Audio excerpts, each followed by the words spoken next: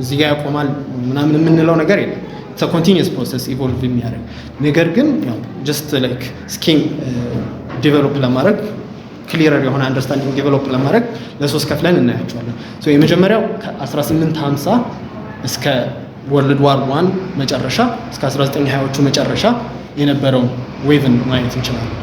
በዚህ ዌቭ ጊዜ ካፒታሊዝም ገና ኢመርጅ እያደረገ የነበረ ሲስተም ነው። ማሽኖች ዴቨሎፕ እየተደረጉ ነበረ። ግን እነዚህ ማሽኖች የሰራተኛው አፔንዴጅ ወይም ቀጣይ ናቸው። ይሄ ማለት ምን ማለት ነው?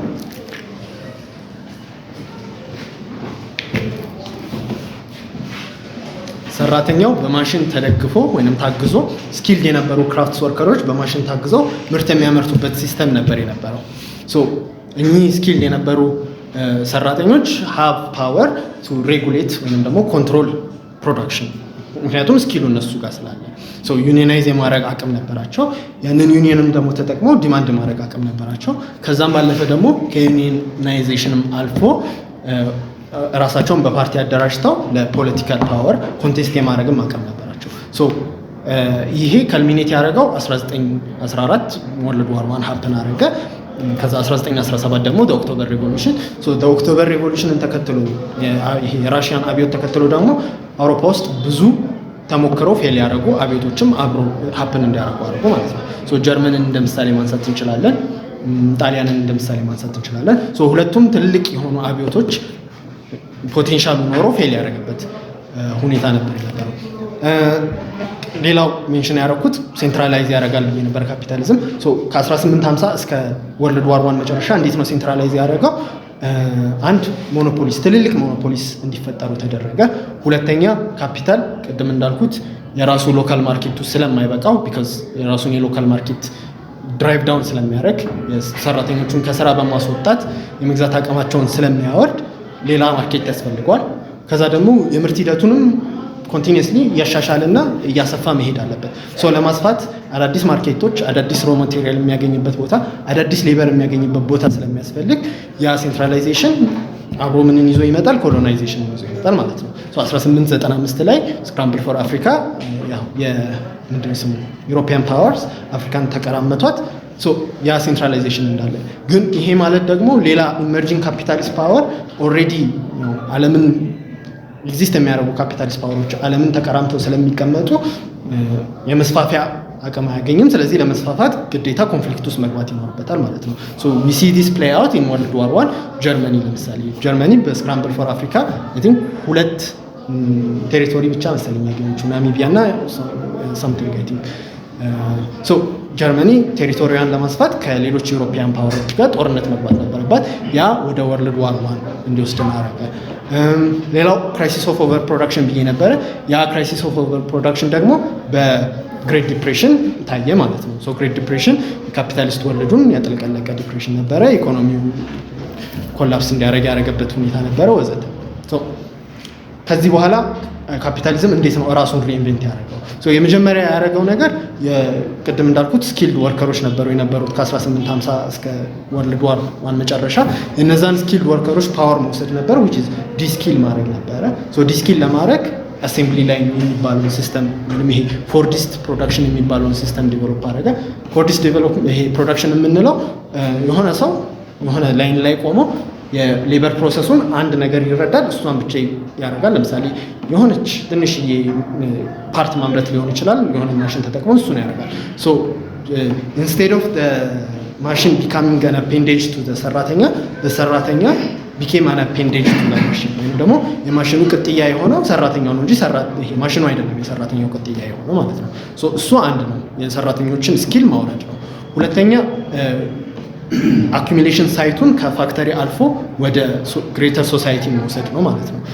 ወርልድ ዋር 2 ሀፕን ካረገ በኋላ አሜሪካ ሬሌቲቭሊ ሳትነካ ነው የወጣችው። ኢንዱስትሪያል ካፓሲቲውን ይዛ ነው የወጣችው። ያ ኢንዱስትሪያል ካፓሲቲ ጄት፣ ታንክ ምናምን ከማምረት ወደ ቴሌቪዥን፣ ሪፍሪጅሬተር ምናምን ወደ ማምረት ሄደ። ያንን ሪፍሪጅሬተር ምናምን የሚገዛ ሰው ያስፈልጋል። ስለዚህ ቴሌቪዥን አድቨርታይዝመንት መጣ። ያ ቴሌቪዥን አድቨርታይዝመንት ሞር ኤንድ ሞር ብዙ ሰዎችን ወደ ሳይት ኦፍ አኩሚሌሽን ወይንም ደግሞ ካፒታል አኩሚሌሽን እንዲያስገባ አደረገ ማለት ነው። ድሮ ከወርልድ ዋር 2 በፊት ሰራተኛው ይህንን ግዛ ተብሎ አይወተወትም። የሚያስፈልገውን ኔሴሲቲ ይገዛል በቃ። ከወርልድ ዋር 2 በኋላ ግን እነዛ ይሄ አኪሙሌት ያደረገው ካፒታል ድጋሚ ተሽጦ ወደ ካፒታል መለወጥ ስላለበት ብዙ ሰራተኞች መግዛት ስላለባቸው ቴሌቪዥን አድቨርታይዝመንት አስፈላጊ የሆነ ወዘተ ወዘተ።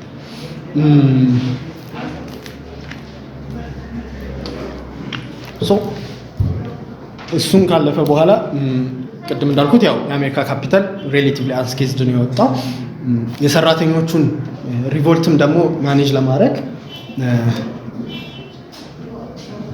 በተወሰነ ደረጃ ስቴት ኢንተርቬንሽንንም ኢንኮርፖሬት አደረገ ማለት ነው ካፒታሊዝም ወደ ውስጡ። ከ1950 በኋላ እስከ 1960ዎቹ መጨረሻ ኢቭን ፋር ቢፎር ዛት ከ1930ዎቹ ጀምሮ እስከ 1960ዎቹ መጨረሻ ድረስ ከሶቪየት ዩኒየን እኩል ሴንትራል ፕላኒንግ የነበረበት ሀገር አሜሪካ ነበረ። ኢቭን ዶ ሴንትራል ፕላኒንግ አሜሪካ ውስጥ ለካፒታሊስት ፕሮዳክሽን ቢሆን የሚያገለግለው ይሄ ፍራንክሊን ሩዝቬልት ጊዜ የኢኮኖሚክ ዛር ነበረ። ምን ያክል ይመረታል፣ በስንት ይሸጣል ወዘተ የሚለውን የሚወስን ማለት ነው።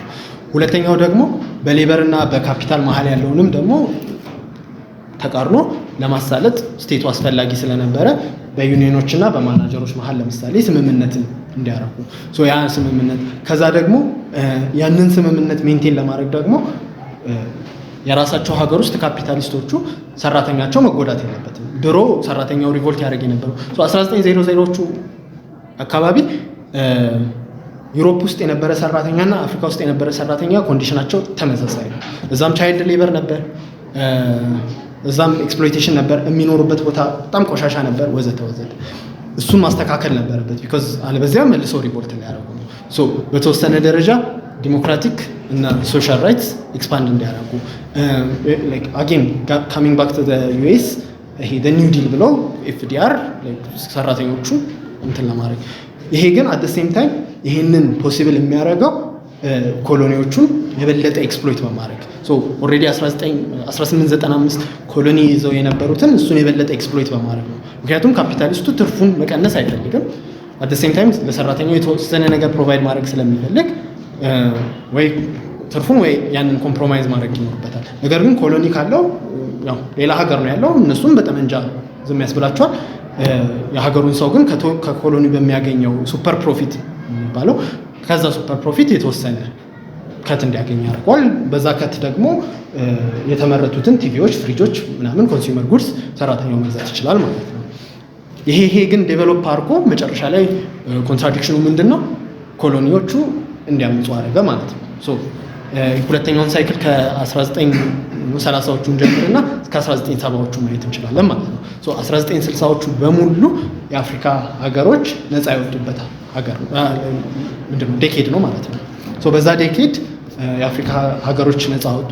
በአት ሴም ታይም ቢኮዝ ይሄ አኪሚሌሽን ሳይቱ ከፋክተሪ ወጥቶ ሙሉ ሶሳይቲን ስለሆነ የሚያጠቃልለው ብዙ ማለት ሙሉ ሶሳይቲ አኪሚሌሽን ፕሮሰስ ውስጥ ገባ ማለት ብዙ ሳይትስ ኦፍ ሪቤሊየን፣ ብዙ ሳይትስ ኦፍ ይሄ ስትራግል እና ደግሞ ብዙ ፖይንትስ ኦፍ ብሬክ ካፒታሊዝም ሲስተም ውስጥ ሀፕን እንዲያደርግ አደረገ።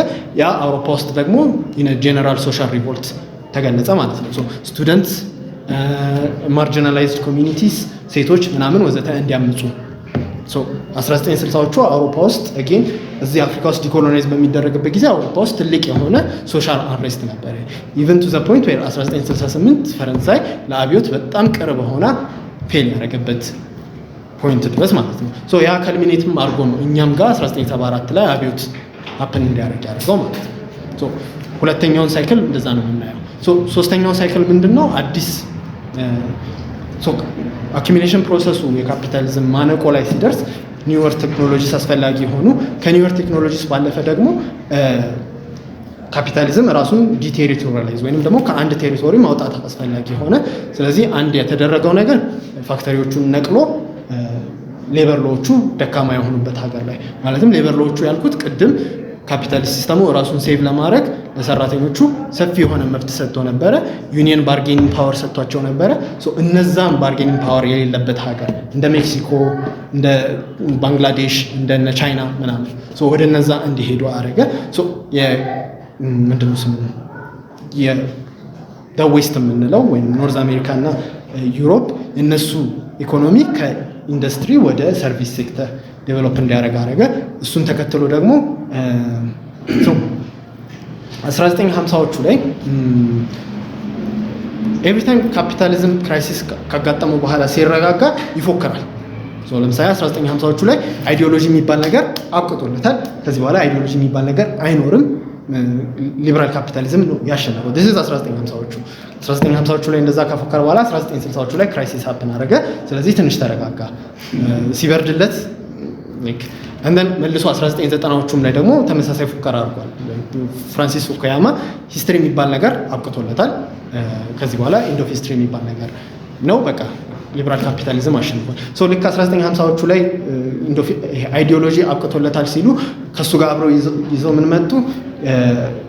ኦኬ እሺ ማርክስ ልክ ነው፣ ሶሻል ፕሮግረስ አለ ከፊውዳሊዝም ወደ ካፒታሊዝም ምናምን የሚለው ሶሻል ፕሮግረስ ግን እንደዛ አይደለም የሚሄደው ከፕሪ ኢንዱስትሪያል ሶሳይቲ ወደ ኢንዱስትሪያል ሶሳይቲ፣ ከኢንዱስትሪያል ሶሳይቲ ደግሞ ወደ ፖስት ኢንዱስትሪያል ሶሳይቲ። እኛ ፖስት ኢንዱስትሪያል ሶሳይቲ ውስጥ ነው እየገባን ያለ ነው። ይህ ፖስት ኢንዱስትሪያል ሶሳይቲ በኮምፒውተሮች የተደራጀ ትልልቅ ኮሚኒኬሽን ኔትወርኮች ያሉት ወዘተ ነው። እሱን ተጠቅመን ፖስት ኢንዱስትሪያል ዩቶፒያ እናመጣለን፣ ክላስ የሚባል ነገርን ትሩ ዛት አቦሊሽ እናደርጋለን ወደሚል አይነት ሀሳብ መጡ። ይሄ ኢትስ ኖት ጀስት አ ፕሮፌሲ ፎር ዘም ኢት ዋዝ ኦልሶ በስቴት ደረጃ ኢምፕሊመንት የሚደረግ ትልቅ ፋይናንስ ተደርጎ ስፔሻሊ ኖርዝ አሜሪካ እና ጃፓን በጣም በትልቁ ይተገበር የነበረ ነገር ነው።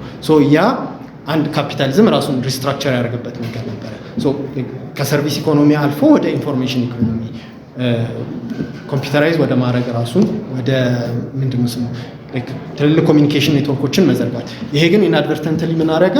ሙሉ ሶሳይቲን ጠቅላላ አኪሚሌሽን ፕሮሰስ ውስጥ ከተተው። ኖት ጀስት ፋክተሪ ውስጥ የሚጠቀም ሰው ብቻ አይደለም፣ ስልክ የሚጠቀም ሰው አኪሚሌሽን ፕሮሰስ ውስጥ ነው፣ ካፒታል አኪሚሌሽን ፕሮሰስ ውስጥ ነው ያለው። ሞር ይሄ ሶሳይቲ አኪሚሌሽን ፕሮሰስ ውስጥ በገባ ቁጥር ሞር ፖይንት ኦፍ ፌሊየሮቹ እየጨመሩ ይመጣሉ። ቢዮንድ ዳት ያው ቴሪቶሪያላይዝ አድርጓል ብያለው። ኢንዱስትሪያላይዜሽኑ ወደ ቻይና ምናምን የሄደው እዛ ያለውን ካፒታሊስት ሲስተምም ዴቨሎፕ እንዲያደርገው አደረገው። አሁን ያ ካፒታሊስት ሲስተም አድጎ ጡንቻ ሲያወጣ ከአሜሪካን ሲስተሙ ጋር መጋፋት ጀምሯል ማለት ነው። አሁን የምናየው በቻይና እና በአሜሪካ መሀል ያለው ኮምፒቲሽንም ከሱ የሚመጣ ነገር ነው ማለት ነው። ከሁለተኛው ዌቭ ወደ ሶስተኛው ዌቭ ለውጥ ለማድረግ በሚያደርግበት ጥረት ሌላ ራሱን የቻለ ክራይሲስ ይዞ ነው እየመጣ ያለው ማለት ነው።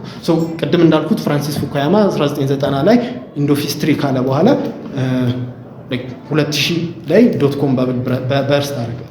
ለምሳሌ ኢንተርኔት ዴቨሎፕ ሲያደርግ ልክ ኖርማሊ ካፒታሊዝም ዴቨሎፕ ሲያደርግ በጣም ብዙ ትንንሽ ካፒታሊስቶች እንደነበሩ ሁሉ ኢንተርኔትም ዴቨሎፕ ሲያደርግ በጣም ብዙ ትንንሽ ቴክ ካምፓኒዎች ነበሩ።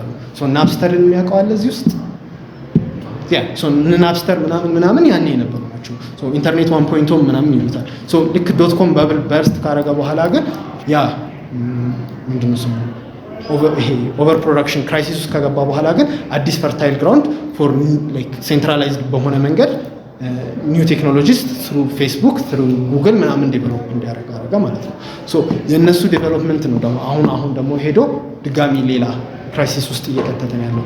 ያ ክራይሲስ በምንድን ነው ማየት የምንችለው? ለምሳሌ ኮምፒቲሽን ቢትዊን ቲክቶክ እና ፌስቡክ ፎር ማርኬት ሼር ኦር የፌስቡክ ማርኬት ሼር ድዊንድል ማድረጉ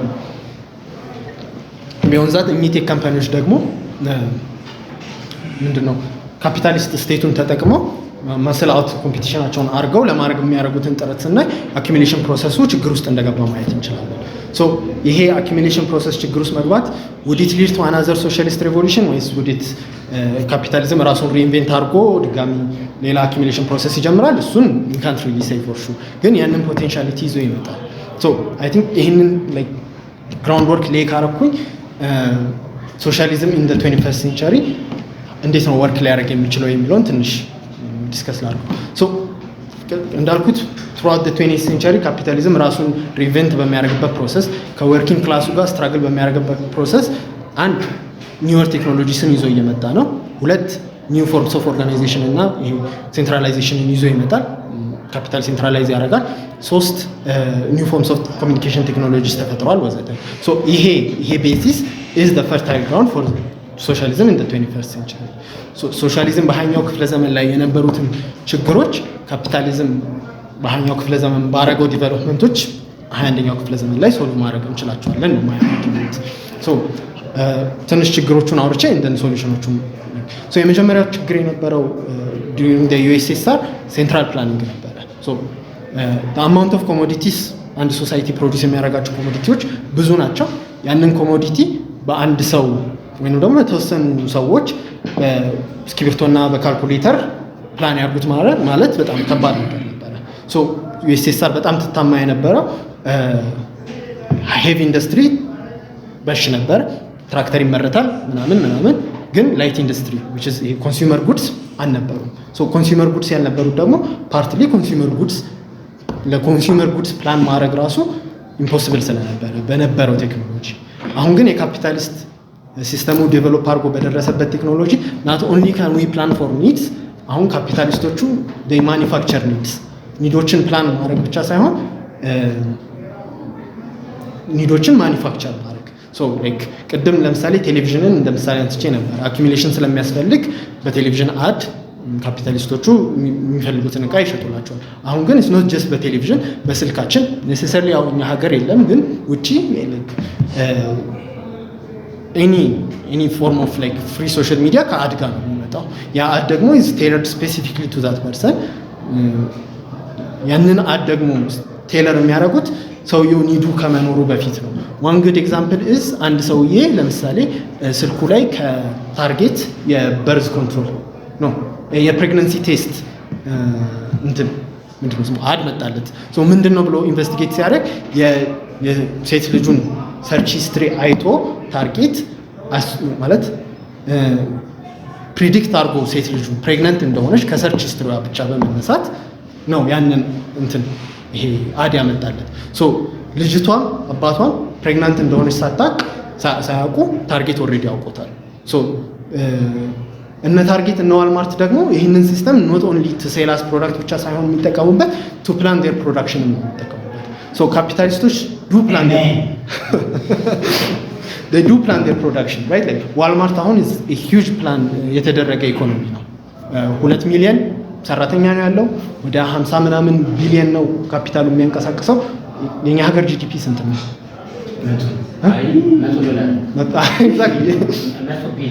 100 ቢሊዮን አሁን ዶላር 207 ነበር አሁን ከካረንሲ ስለዚህ 100 ቢሊዮን ዶላር ማለት ሶ ኦልሞስት የኛን ሀገር ግማሽ that means ከግት በኋላ 1.something trillion የሪፖርተር I think በትሪሊየን ነው በብር ሶ ግን ኦልሞስት ዋልማርት የሚባል አንድ ካምፓኒ ብቻ የኛን ሀገር ግማሽ ጂዲፒ ነው የሚያንቀሳቅሰው እና ዋልማርት ደግሞ ያንን ጂዲፒ ኤለን መስክ ሀብት የኛ የመተው ዓመት ኤግዛክትሊ ግን ኤለን መስክ ብቻ ሳይሆን ምንድነው ስሙ እነ ዋልማርት እነ ሳምሰንግ ምናምን ያንን ሀብት የሚያንቀሳቅሱት በፕላን ነው ሶ ሳምሰንግ ለምሳሌ ፕላን ያደርጋል ኮሪያ ውስጥ ይሄን ያህል ማርኬት አለኝ ቻይና ይሄን ያህል ማርኬት አለኝ አሜሪካ ይሄን ያህል ማርኬት አለኝ ስለዚህ ለአሜሪካ የሚያመርተው ፋክተሪ ውስጥ ይሄን ያህል ማይክሮቺፕ ይሄን ያህል ሌበር ይሄን ያህል ወዘተ ብሎ ፕላን ያደርጋል ሶ ፕላኒንጉን ኦልሬዲ ካፒታሊስት ሲስተሙ ራሱ ዴቨሎፕ አድርጎታል ያ ፕላኒንግም ደግሞ እነሱ ዴቨሎፕ ባደረጉት ቴክኖሎጂ ኦልሬዲ የዳበረ ፕላኒንግ ነው ማለት ነው ሶ የመጀመሪያው የሶቪየት ዩኒየን ፕሮብለም የነበረው ፕላኒንግ ችግር ነበረ ፕላኒንግ ችግር ተቀርፏል ሁለተኛው ላይክ ችግር የነበረው ኖት ጀስት የሶቪየት ዩኒየን but 20th ሴንቸሪ ሶሻሊዝም ኦርጋናይዝ በሚያደርግበት ጊዜ ራሱ ችግር የነበረው was communication technology ሶ ማርክስ ምን ይላል ቡርዥዋዚ ያው በፈረስና በፈረስ መንገድ ያመጡትን አብዮት እኛ በባቡር ሀዲድ እናመጣዋለን ሶ እነ ሌኒን አብዮቱን ያው ሲዶልቱ ቁጭ ብለው በደብዳቤ ነበረ ደብዳቤ እየተላላኩ ምናምን ነበረ የአሁኑ ዘመን አብዮተኞች ግን በቲክቶክ ነው አይደል ሶ ላይክ በዛ ደረጃ ኦርጋናይዜሽን እና ኮሚኒኬሽንንም ዴቨሎፕ ማድረግ ችሏል ማለት ነው ካፒታሊዝም ሶስተኛ ዴቨሎፕ በሚያደርግበት ጊዜ ቀደም እንዳልኩት ሞር ኤንድ ሞር ሶሳይቲም ወደ አኩሙሌሽን ፕሮሰሱ እያስገባ ይመጣል ቱ ዘ ፖይንት ዌር አሁን አኩሙሌሽን ፕሮሰሱ ሆሊ ግሎባል ሆኗል ግሎባል መሆኑ ብቻ ሳይሆን የኔና የአንድ አሜሪካዊ ፌት የተያያዘ ሆኗል ማለት ነው ላይክ እኔ አንድ አሜሪካዊ አሁን እየሄደበት ያለውን ዳይሬክሽን አውቀዋለሁ ለምሳሌ ፖለቲካቸው ምን እንደሚመስል አውቃለሁ። እነሱ ጋር ሀፕን እያደረገ ያለውን ፖለቲካል ዲቨሎፕመንት አይ ክድ ኖ ኢት ምናምን። ሶ ይሄ ዋዝ ኖት ፖሲብል። ሶ 20th century ሶሻሊዝም ቢኮዝ ኦፍ ዘ ዴቨሎፕመንት ኦፍ ይሄ ኮሚኒኬሽን ቴክኖሎጂ ምናምን ኢንሱላር ሆኖ ይሄ ናሽናል ቦርደር ጋር የሚያቆም ነገር ሆኖ ነበረ። ፓርትሊ አንደኛ ግሎባል ሬቮሉሽኑ ፌል በማድረጉ፣ ሁለተኛ ኮሚኒኬሽን ቴክኖሎጂ ባለመኖሩ። ሶ አሁን ግን የሶሻሊስት ሬቮሉሽን ግሎባል ቦርደር ጋር የሚያቆም ነገር አይደለም። ካፒታሊስት ክራይሲስ አስሎንገስ ግሎባል ቦርደር ጋር ናሽናል ቦርደር ጋር የማያቆም እስካልሆነ ድረስ ሶሻሊስት ሬቮሉሽንም በዛው ልክ ናሽናል ቦርደር ጋር አያቆምም። ሶ የ2008ቱን ክራይሲስ የምናስታውስ ከሆነ እኛ ዊ ወረንት አፌክትድ ለምሳሌ ቢካዝ ካፒታሊስት ሲስተም ውስጥ ኢንተግሬት አድርገን አልጨረስንም ነበረ።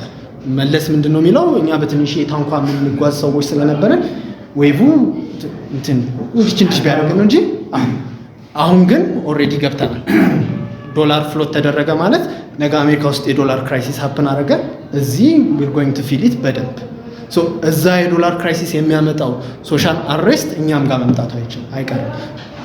እኛ ጋር ደግሞ በሚመጣበት ጊዜ ቢኮዝ ኦፍ አወር ኮሚኒኬሽን ቴክኖሎጂ ለምሳሌ የስራ ማቆም አድማ እዚህም ቱርክም አንድ ላይ ፕላን እናድርግ ብንል ያ ኮሚኒኬሽን ቴክኖሎጂ ኢኔብል ያደርገናል ማለት ነው። እንደን የመጨረሻው ደግሞ ፕሮዳክሽን በጣም ዩቢኪተስ ሆኗል። ሶ ኢቭን እኛ አሁን ባለንበት ሌቭል ያኔ እነ ማርክስ ካፒታሊዝም ዴቨሎፕ ሲያደርግ አብዮት ያስከስታል የሚሉት የኢንዱስትሪያል ሌቭል ደረጃ ላይ ደርሰናል እኛ በአቅማችን ማለት ነው። ሶ አም ኖት ጎይንግ ቱ ቶክ አባውት ሃው ላይክ እነ ቻይና እነ ዩናይትድ ስቴትስ ምናምን ያሉበትን ሌቭል። ሶ በምግብ ደረጃ እንኳን በምናይበት ጊዜ በዓለም አቀፍ ደረጃ አሁን ኦልሞስት ወደ 10 ቢሊዮን ሰው መመገብ የሚችል የምግብ ምርት ላይ ነን ያለው። ሶ ማምረት የሰው ልጅ እያመረተ ያለው 10 ቢሊዮን ሰው መመገብ ይችላል አሁን ባለን የምርት ደረጃ ምንም ባናሻሽለው ራሱ ማለት ነው። ሶ ምግብ ፖስት ካፒታሊስት ወርልድ ወይም ሶሻሊዝም እንደ 21st ሴንቸሪ ምግብ is not going to be a problem because already የምግብ የማምረት አቅም በካፒታሊዝም to such extent ዴቨሎፕ ስላደረገ ማለት ነው። ሶ ይሄ ሁላ ዴቨሎፕመንት ነው ሶሻሊዝምን እንደ 21st ሴንቸሪ ሼፕ የሚያደርገው። ግን ኦብቪየስሊ ቅድም እንዳልኩት ክሬቲቭ ዲስትራክሽን ኢዝ አ ፕሮብለም። ካፒታሊስቶች ራሳቸውን ሪኢንቬንት ያደርጋሉ and we're seeing it በቃ ሀፕን ሲያደርግ ላይቭ እያየ ነው ራይት። አንድ ነው የመጀመሪያው ለምሳሌ አሜሪካን መውሰድ እንችላለን። ይሄንን ይሄ አሁን ካፒታሊስት ሲስተሙን እየዘወሩት ያሉት ሰዎች እነ ኦፕን ኤአይ እነ ጉግል እነ አማዞን ምናምን ኮአለስ አድርገው አሁን ዶናልድ ትራምፕ ስር ሆነዋል። ሶ ኢትስ ፋሲኔቲንግ ቢኮዝ 2016 ላይ እኚህ ሰዎች አልነበሩም ከዶናልድ ትራምፕ ጎን የነበሩት። ከዶናልድ ትራምፕ ጎን የነበሩት ሰዎች እነ ፎርድ እነ ጄም ከዛ ደግሞ እነ ኮክ ብራዘር የሚባሉ ይሄ ኦይል ምናምን ላይ ኢንቨስት የሚያደርጉ ሰዎች ነበሩ የነበሩት። አሁን ግን በተራው እነ ኦፕን ኤአይ ምናምን ናቸው ያሉት። ትራምፕም ደግሞ ኢንዱስትሪያላይዜሽን ፖሊሲው ኤአይን ፑሽ ማድረግ አውቶሜሽንን ፑሽ ማድረግ ሆኗል። ሶ ፋክተሪ ወደ ሀገራችን እናመጣለን ይላሉ። ነገር ግን ያንን ፋክተሪ ማን ይሰራዋል የሚለው ላይ ወይንም የራሳቸው ሀገር ሌበር ፎርስ የማይሰራበት ደረጃ ለምን እነ ኦፕን ኤአይ ኢንቨስት ማድረግ ስላለባቸው ማለት ነው። የነ ኦፕን ኤአይ ኤአይ ቴክኖሎጂ ኢንዱስትሪ ውስጥ ገብቶ ተግባራዊ መደረግ ስላለበት ላይክ የስቴት ፖሊሲውም እነሱን ፌቨር የሚያደርግ ሆኗል። ሶ ሌላ አንድ ራሱን የቻለ ክራይሲስ ይዞ እየመጣ ነው። ቢዮንድ ዛት ደግሞ ኢንተርካፒታሊስት ኮምፒቲሽን ቢትዊን ለምሳሌ ራሽያ እና አሜሪካ መውሰድ እንችላለን። ዩክሬን ላይ ሀፕን እያደረገ ያለው ሶ አሜሪካ አኪሚሌሽን ፕሮሰሷን ኤክስፓንድ ለማድረግ በምታደርገው ጥረት የራሽያ ኢመርጂንግ ካፒታሊዝም ደግሞ የራሱን አኪሚሌሽን ፕሮሰስ ኤክስፓንድ በሚያደርግበት ጥረት ዩክሬን ላይ ግጭት ይፈጠራል ማለት ነው። the same thing is happening with China እና the US በታይዋን። ሶ ሶሻሊዝም is not an inevitability. one of the things ከማርክስ በኋላ የነበሩ ማርክሲስት ቴዎሪስቶች እነ ካርል ኮትስኪ የሚባሉ ወዘተ አንድ ሚስቴክን የሆነ ፐርሴፕሽናቸው የነበረው ቅድም ያልኩት ይሄ ከፕሪሚቲቭ ኮሚናሊዝም ወደ ስሌቨሪ ከስሌቨሪ ወደ ፊውዳሊዝም ከፊውዳሊዝም ወደ ካፒታሊዝም ከካፒታሊዝም ደግሞ ኢኔቪታብሊ ግድ በሆነ መንገድ ወደ ሶሻሊዝም እንገባለን። ሶሻሊዝም የሰው ልጅ የመጨረሻው የዲቨሎፕመንት ሌቭል ነው መድረሳችን አይቀርም የሚለው እሳቢያቸው ነው። ሶ ላንደርስ እንችላለን። ኦብቪየስሊ ኮንትራዲክሽኖቹ እንዴት ራሳቸውን ሶልቭ እንደሚያደርጉት አናውቅም። ነገር ግን ዊዝን ዶስ ኮንትራዲክሽንስ ሶሻሊዝም ፎር ዘ 21st ሴንቸሪ ቢልድ ይደረጋል። ያንን ቢልድ የተደረገ ሶሻሊዝምን ደግሞ ወደ ተግባር የማምጣት ግዴታ የሚሆነው ሰራተኛው ነው የሚሆነው ማለት ነው። እዚህ ጋር አንድ የመጨረሻ ማለት የምፈልገው ሰራተኛ የሚለው ነገር ምንድን ነው? ሰራተኛ ስንል ማንን ነው የሚያጠቃልለው? ቅድም እንዳልኩት ሰራተኛ ማለት ሌበር ፓወሩን የሚሸጥ ነው ብያለሁ፣ ወይም የጉልበት መስራት አቅሙን ለካፒታሊስቱ የሚሸጥ። ይሄ ብቻ ግን እንደ ክላስ ሰራተኛ ነኝ የሚለውን ሀሳብ የሚያመጣ ነገር አይደለም። አንድ ክላስ እንደ ክላስ ፎርም የሚደረገው ኢንትረስቱን አውቆ የእሱ ኢንትረስት ምን እንደሆነ አውቆ ያንን ኢንትረስት ደግሞ ኮንሽስሊ ለማምጣት ሲሞክር ዋን ኦፍ የሰራተኛው መደብ ኢንትረስት ደግሞ ምንድን ነው? ከካፒታሊስቱ ኢንትረስት ጋር ተቃራኒ ነው፣ ወይም ደግሞ የካፒታሊስቱ ኢንትረስት ተቃራኒ ነው የሰራተኛው መደብ ኢንትረስት። ያንን የካፒታሊስት መደቡን ኢንትረስት ተቃርኖ የሚቆም በሙላ ሰራተኛ ነው የሚሆነው ማለት ነው፣ ደግሞ ዊዝን ዳት ክላስ የሚመደብ ይሆናል ማለት ነው። the point of socialism in the 21st century የሚሆነው ምንድን ነው? መጀመሪያ የካፒታሊስቶቹ ኢንትረስት ምንድን ነው? ከዛ በኋላ የእኛስ ኢንትረስት ምንድን ነው? ያንን ኢንትረስት how do we bring it about የሚለውን ሰራተኛው ኮንሽስሊ የሚያደርገው ጥረት ነው የሚሆነው ማለት ነው። አይ ቲንክ እዚህ ጋር ላብቃና በጥያቄ ልቀጥል ይሻላል።